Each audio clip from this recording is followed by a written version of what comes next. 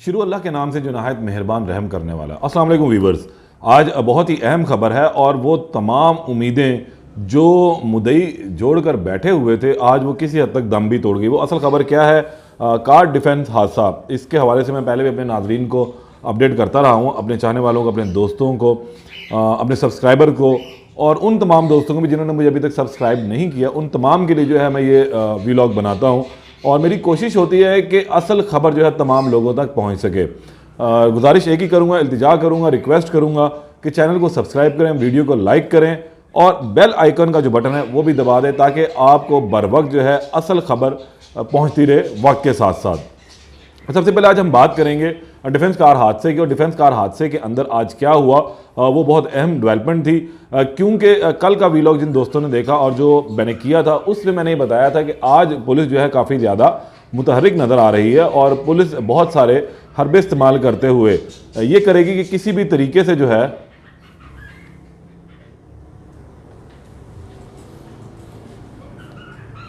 Police کافی زیادہ متحرک نظر آ رہی ہے اور پولیس میں نے بتایا تھا کہ کافی زیادہ یہ کوشش کرے گی کسی بھی طریقے سے عفنان کے جو والد ہیں شفقت عوان ان کی گرفتاری لے لے۔ گزشتہ ویلاگ میں بھی بتایا تھا کہ آج جمعے کے روز جو ہے شفقت عوان کی عبوری ضمانت جو ہے وہ اس کی میعاد ختم ہو جائے گی اور وہ عبوری ضمانت میں توسیع یا توثیق دونوں کے لیے جو ہے وہ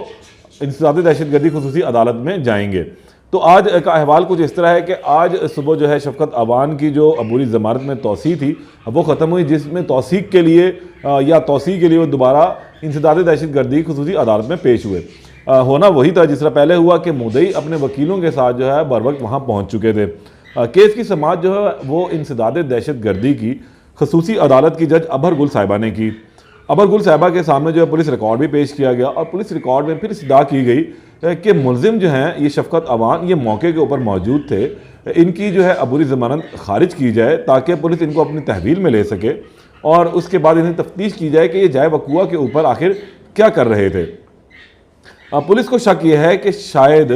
یہ وہاں پر موجود تھے اور انہوں نے وہاں سے اپنے بچے کو بچانے کی بھرپور کوشش کی، یا پولیس اس حوالے سے بھی کوشش کر رہی تھی کہ اصل حقائق معلوم ہو سکیں، جو عفنان کا موبائل تھا اس کو تحویل میں لیا جا سکے۔ گو کہ یہ تمام چیزیں اب اس کے پاس موجود ہیں پولیس کے، لیکن اس کے باوجود جو ہے پولیس ابھی تک کوئی خاطر خواہ کامیابی حاصل نہیں کر سکی۔ اس کی سب سے بڑی وجہ کیا ہے کہ پولیس کی تفتیش کا رخ کیا تھا؟ پولیس اس کے والد کی اب گرفتاری تو مانگتی رہی لیکن کوئی ٹھوس وجہ یا بنیاد یا شواہد جو ہیں وہ عدالت کے سامنے نہیں رکھے گئے، جبکہ جو وکیل ان کے تھے شفقت عوان کے، انہوں نے عدالت سے کہا کہ جناب جو دہشت گردی کی دفعات ہیں اور جو دیگر دفعات ہیں یہ تو مقدمہ درج ہونے کے بعد ایڈ کی گئی ہیں، جبکہ ہم نے جو ضمانت ہے وہ اس سے قبل ہی اپلائی کر دی تھی اور یہ مقدمہ جو ہے صرف پریشر میں آ کر بنایا گیا ہے اور ہمیں بھی پریشرائز کیا جا رہا ہے، ہمارا اس میں کوئی قصور نہیں ہے اور اس لیے ہماری ضمانت جو ہے کنفرم کی جائے۔ عدالت نے جو ہے کچھ دیر کے لیے فیصلہ محفوظ کر لیا اور پھر جو کافی زیادہ جیسا میں نے پہلے بتایا تھا کہ 90% جو امید ہے کہ ان کی ضمانت کنفرم ہو جائے گی، اور پھر وہی ہوا کہ عدالت نے جب فیصلہ سنایا تو ان کی ضمانت کنفرم کر دی گئی۔ اس طرح آج شفقت عوان جو ملزم عفنان کے والد ہیں ان کی عبوری ضمانت جو ہے وہ کنفرم ہوگی، جس کے بعد اب پولیس انہیں گرفتار نہیں کر سکتی اور ان کے لیے ایک اچھی ہوا کا جھونکا تھا کہ اب پولیس کو جو ہے وہ جا کے اپنا بیان تو پہلے ہی ریکارڈ کروا چکے ہیں، اب وہ آرام سے گھوم پھر سکتے ہیں۔ اب ہونا کیا ہے؟ شفقت عوان کی آج عبوری ضمانت کنفرم ہو گئی، اب وہ کھلے عام گھوم پھر سکتے ہیں، کسی دوسرے مقدمے کے اندر ان کی داخل ان کو نہیں کیا گیا، نہ وہ ملوث ہے، تو لہٰذا ان کو گرفتاری کا کوئی ڈر نہیں ہے۔ اب مدعیوں کی بات آ جاتی ہے، مدعیوں کے پاس اب بھی وقت ہے کہ وہ کس طریقے سے کیس کو لے کے چلتے ہیں، کیونکہ عفنان کی جو رپورٹس ہیں وہ ابھی تک موصول نہیں ہوئی ہیں۔ کوشش کی جا رہی ہے کہ آج جمعے کے دن جو ہے ان کی رپورٹس حاصل کر لی جائیں، پولیگرافک ٹیسٹ کی، اس کے علاوہ فوٹوگرامیٹک ٹیسٹ ہے اور پھر جو انہوں نے ایک ٹیسٹ کروایا تھا اوسیفیکیشن ٹیسٹ اس کی رپورٹس، لیکن پولیس کو اس میں بھی کوئی خاطر خواہ کامیابی نہیں ملنی، کیونکہ میں نے گزشتہ لاگ میں بتایا تھا کہ اس حوالے سے جو ہے ان کی جو رپورٹس آئی ہیں، جو ہمارے پاس آئی تھی اطلاع، اس کے مطابق جو ہے عفنان کا اوسیفیکیشن ٹیسٹ جو ہے وہ عفنان کی عمر کے مطابق ہی آیا کہ وہ 18 سال سے کم ہے۔ اب جب 18 سال سے وہ کم ہے تو ظاہری سی بات ہے کہ 302 کا اطلاق اس پر نہیں ہوگا، 321 اور 322 کے تحت ہی مقدمہ چلنا ہے۔ مدعیوں نے بھی خاموشی توڑی اور آج وہ دوبارہ عدالت میں پیش بھی ہوا اور انہوں نے بھرپور کوشش کی کہ ان کی ضمانت خارج ہو جائے، لیکن ان کو کامیابی نہ مل سکی، کیونکہ اس کی سب سے بڑی وجہ جو ہے پولیس کی تفتیش تھی۔ پولیس اپنی تفتیش کے اندر جو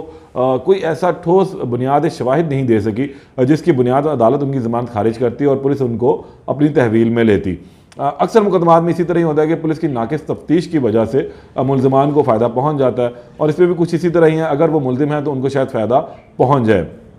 اب ان کے پاس ایک سپیس آ چکی ہے، اب وہ صلح صفائی کے لیے دوبارہ زور ڈالیں گے، کوششیں کریں گے، کوئی ترلا منت کریں گے، کوئی اللہ واسطے ڈالے جائیں گے، جس کے بعد ممکن ہے کہ ان کی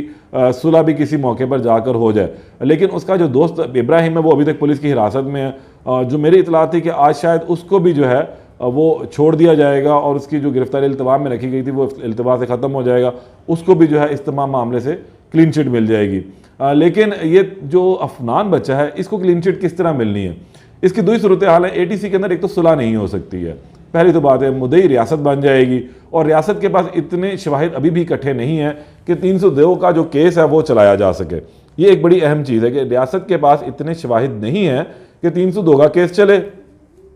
تو نتیجہ کیا ہوگا کہ افنان کا جو 321 کے تحت جو مقدمہ چلے گا تو جیونائل کورٹ میں چلے گا اور وہاں سے پھر اس کو اس کے مطابق کی سزا